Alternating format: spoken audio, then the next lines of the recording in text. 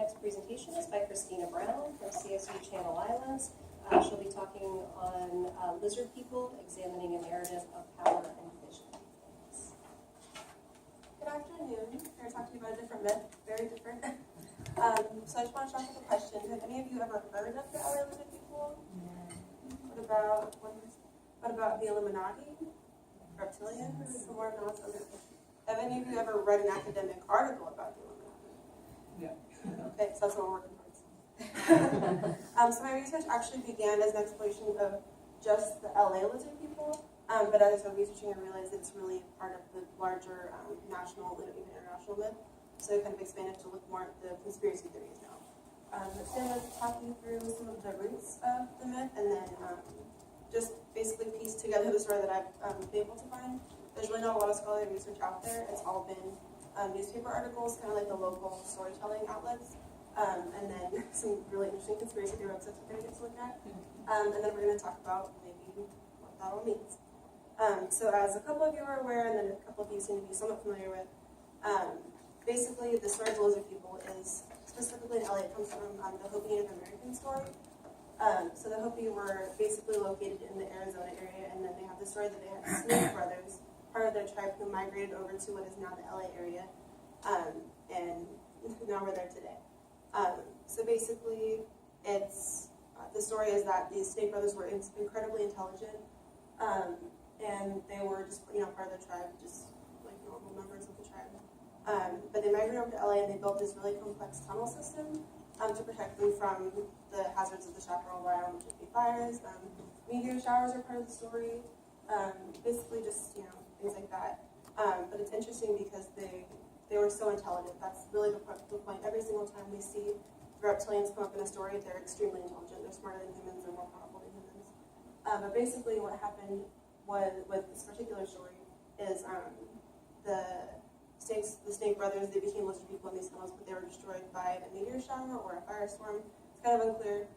The only real primary source I was able to find was an interview with this Hopi Native American member named Little Chief Greenleaf, and that was in 2010 in a newspaper.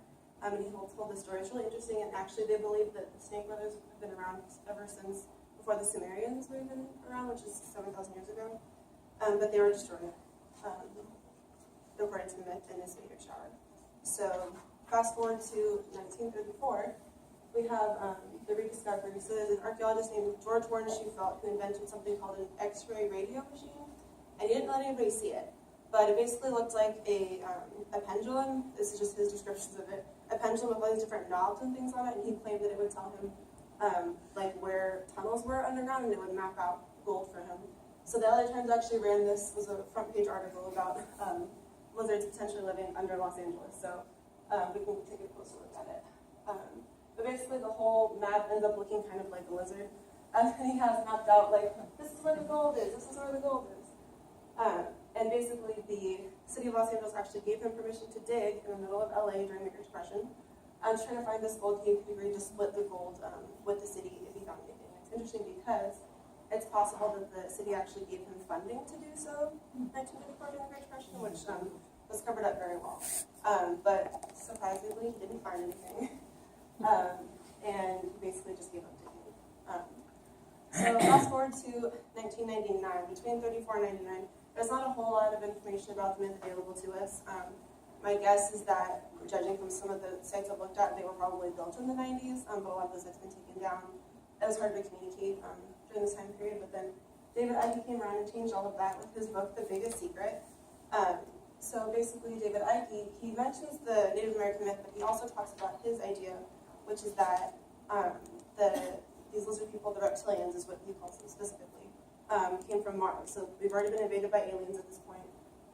And these incredibly intelligent reptilian beings can mate with humans, and they've actually risen to power in all of the human populations that we have. So queens are lizards, kings are lizards, politicians are lizards. And this is really a jumping off point for a lot of different conspiracy theories. So this book, and if you ever have a chance to read it, I recommend it. It's very interesting. He breaks down even like Queen Elizabeth, Queen E-Lizard birth, coincidence, he thinks not. It was very interesting to me. I'm definitely on all of the FBI watch lists from doing this research. But basically, even our former President Barack Obama is accused of being part of this reptilian Illuminati, and then we have Queen Elizabeth herself down over there. But the idea is that according to David Icke, and then according to most of his followers now, all of our politicians and our rulers carry reptilian blood, and they're the ones who are ruling us, they're the ones who are in power.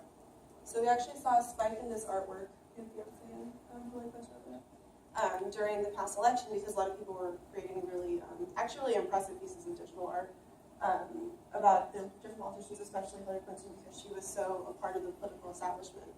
And then we have celebrities are also kind of included in this, depending on which conspiracy theories you're talking to, because basically the people who have the power. So you think about it, popular culture, who has the power? Beyonce, not me.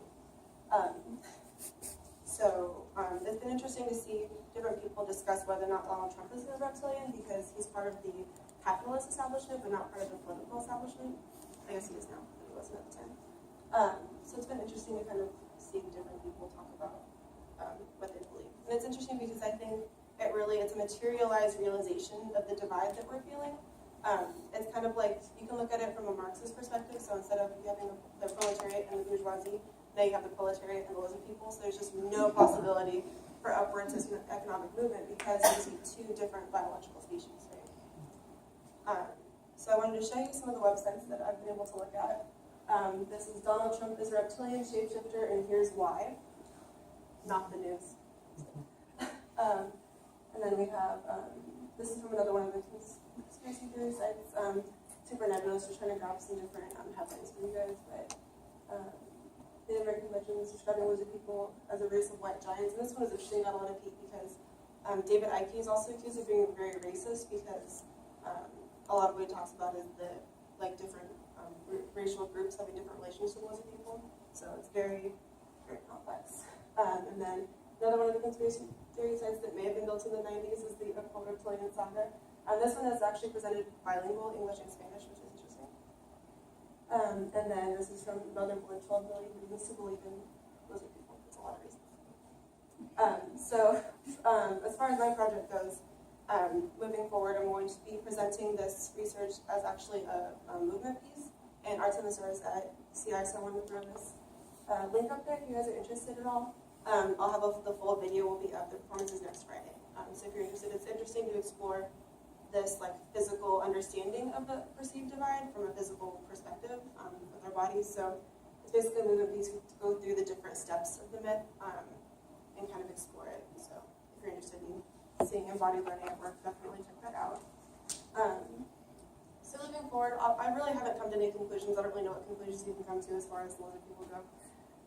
But it's interesting to think about. We see this myth and it seems so foreign to us. It seems so crazy and totally out there. But when you think about it, we elected somebody for president who was able to connect. I mean, maybe not us specifically in California, but so many people in America felt connected to Donald Trump because he made them feel like he was one of them.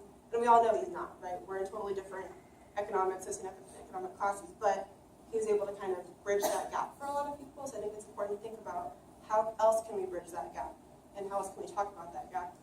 Is it lizard people? Is it a different conversation we can have? I don't know. But thank you for your time.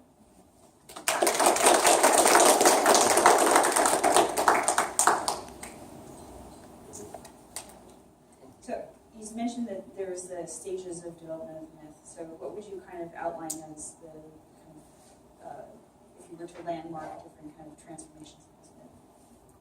So it began as the Native American myth, and it's actually interesting because the exact same myth exists in Indian culture from around the same time period, but they would have had no way of contacting each other. So it started off as this reptilian myth, and I mean, there's reptiles on almost every continent that people are on, so that can make sense.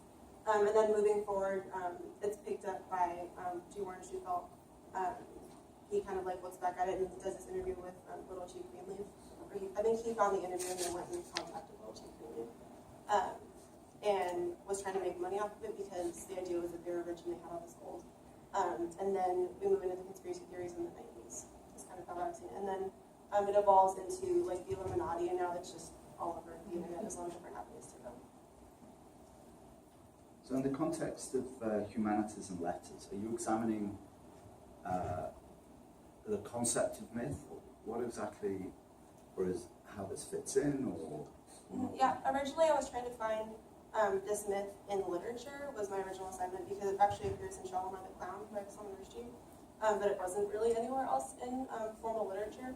So I've really been looking at the literature of the conspiracy theorists and really understanding like how they're communicating with each other, like how they're writing, and then what it can tell us about. Kind of like using literary theory, but on their non-fiction form.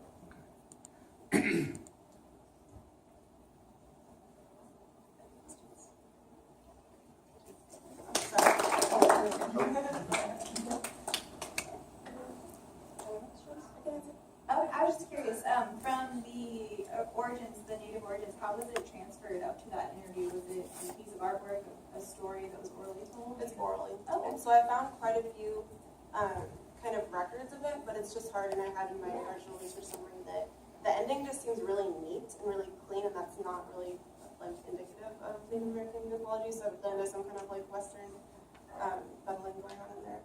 But it was told orally, which is why it's so hard to find that. And I'm sure you probably had some of the same issues too, trying to like research mythology. But I was really lucky to find that one.